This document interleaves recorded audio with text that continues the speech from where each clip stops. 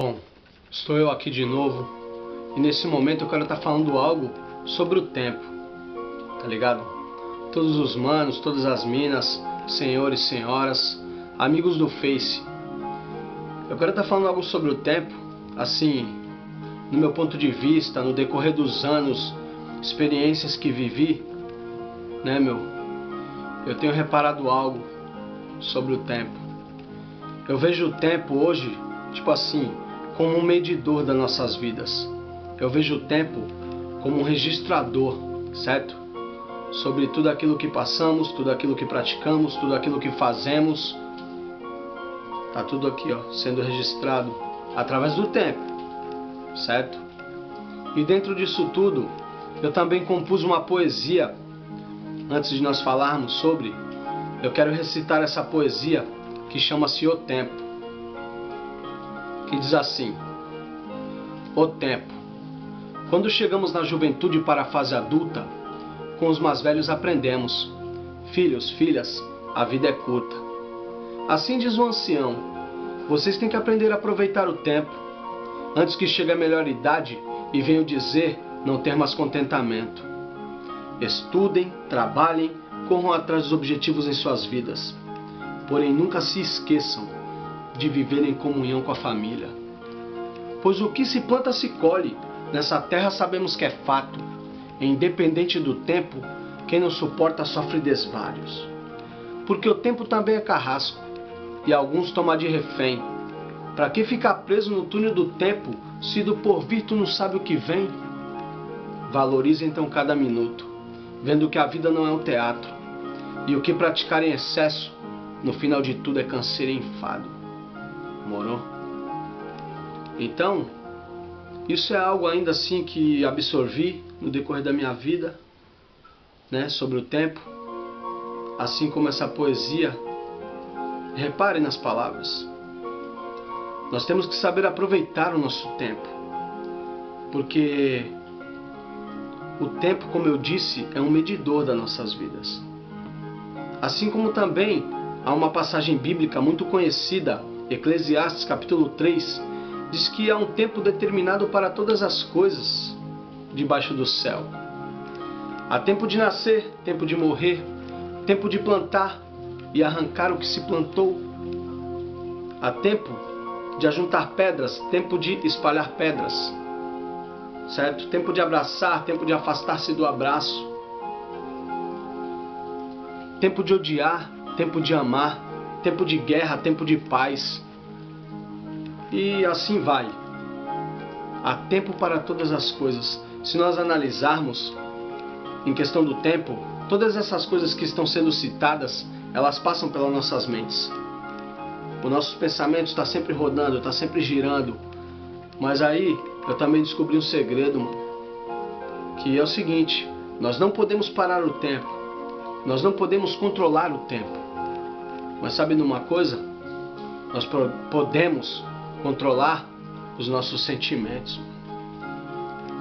Podemos controlar os nossos sentimentos.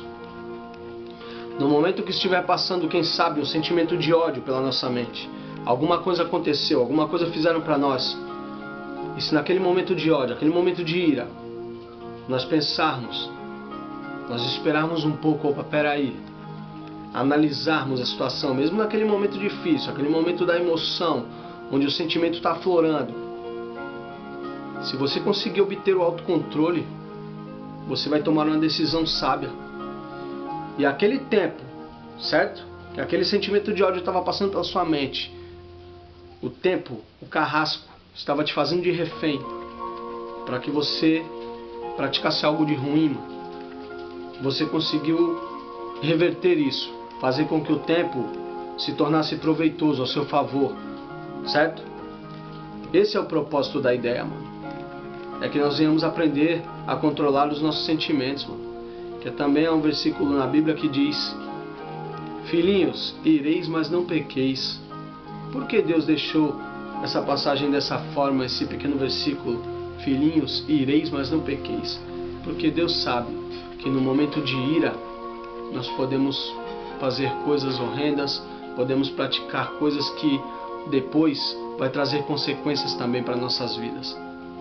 mas como diz também na própria Bíblia, lá no livro de Gálatas, sobre os frutos do Espírito, e os frutos, a vontade da carne e os frutos do Espírito. Mas quais são os frutos do Espírito? A paciência, a temperança, a longanimidade, benignidade. Se nós pedirmos isso para Deus, Deus nos concederá. Todos os dias temos que pedir: Deus, acrescenta sobre minha vida os frutos do Espírito, para que eu não venha agir pela emoção, para que eu não venha agir por um momento. Mas é dessa forma. E algo também que a Bíblia nos diz, para aqueles que acreditam na Bíblia, né, meu? Eu cito mesmo a Bíblia porque eu acredito na Bíblia. Para mim, eu vejo a Bíblia como um livro da vida, por mais que muitos não acreditem, certo? Mas a Bíblia me salvou, mano. As palavras que estão contidas ali naquele livro, mano, não é um simples livro, certo? É o livro da vida, mano. E nessa outra passagem onde muitas pessoas, quem sabe, ainda não prestaram atenção ao ler, no livro de Salmos, capítulo 90, muitas pessoas conhecem o capítulo 91, né, meu? É o seguinte: aquele que habita no esconderijo do Altíssimo, a sombra do Onipotente descansará, direi do Senhor, pá.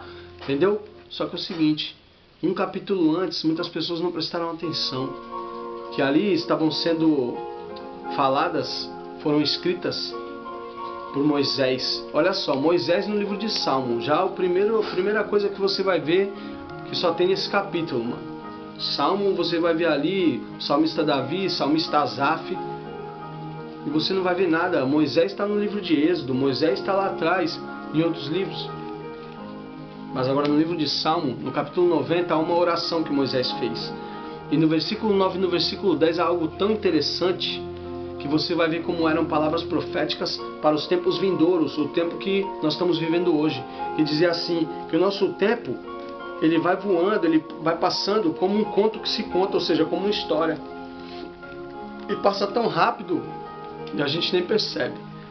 E diz que é o seguinte: nós vivemos até os 70 anos, e aqueles que pela sua robustez chegam aos 80 anos, o melhor deles é canseiro e enfado. Esse tempo é o tempo que nós estamos vivendo hoje. Moisés estava falando como se fosse eles naquela época. Só que ele estava sendo usado por Deus para falar pra gente que vivemos nesse tempo, nessa geração, moro? Tá ligado? Porque eles naquele tempo, Moisés mesmo, foi um dos caras que viveram menos naquela época. Ele viveu até os 120 anos. Matusalém, o que viveu mais, viveu até os 969 anos. Os caras viviam tantos anos. Como ele diz que nós vivemos até os 70 anos, e aqueles que pela sua robustez chegam aos seus 80, certo? E o melhor deles é canseiro e enfado. Que geração é essa? É a nossa geração, mano. Tá ligado? É a nossa geração, mano. Palavras fortes, mano. Tá ligado? Pra você ver como a Bíblia é verdadeira. Quanto tempo foi escrito? Tá ligado? E tá retratando sobre a nossa vida hoje, mano. Tá ligado? Mas é o seguinte, mano. A fidelidade de Deus, ela vem de geração em geração, tá ligado? Geração em geração. E se não fosse a misericórdia de Deus, mano, nós já teríamos sido consumidos pelas nossas aflições, certo? Porque muitas das vezes nós não conseguimos nos controlar. Mas aprenda, irmão. Aprenda a controlar, certo? Seus anseios, tá ligado? Seus desejos, para que você venha saber fazer com que o tempo venha correr ao seu favor, certo? Alguns momentos não vai ter como, mas naqueles momentos que tiver como, mano, que você venha aproveitar isso, que você venha saber fazer com que isso aconteça, mano, tá ligado? O tempo correndo ao seu favor, certo? Essa é a ideia, mano. É o que eu quero passar um pouco a respeito do tempo, né? Que todos possam poder reter aquilo que eu tentei passar de bom, né, mano? Que também tem um pequeno versículo que diz assim, nessa mesma oração de Moisés que eu falei do capítulo 90, no versículo 12 diz assim: ensina-nos a contar os nossos dias de maneira tal que venhamos alcançar corações sábios, certo? Então, que nós venhamos alcançar corações sábios para saber lidar em qualquer situação, em qualquer momento o qual o tempo estiver nos afligindo. Morou, mano? Venhamos alcançar corações sábios. Essa é a mensagem, isso que eu queria passar aí, certo? Para todos aqueles que estiverem assistindo, estiverem vendo, fiquem com Deus, fiquem na paz e que vocês possam ter uma boa reflexão aí através dessa mensagem, certo?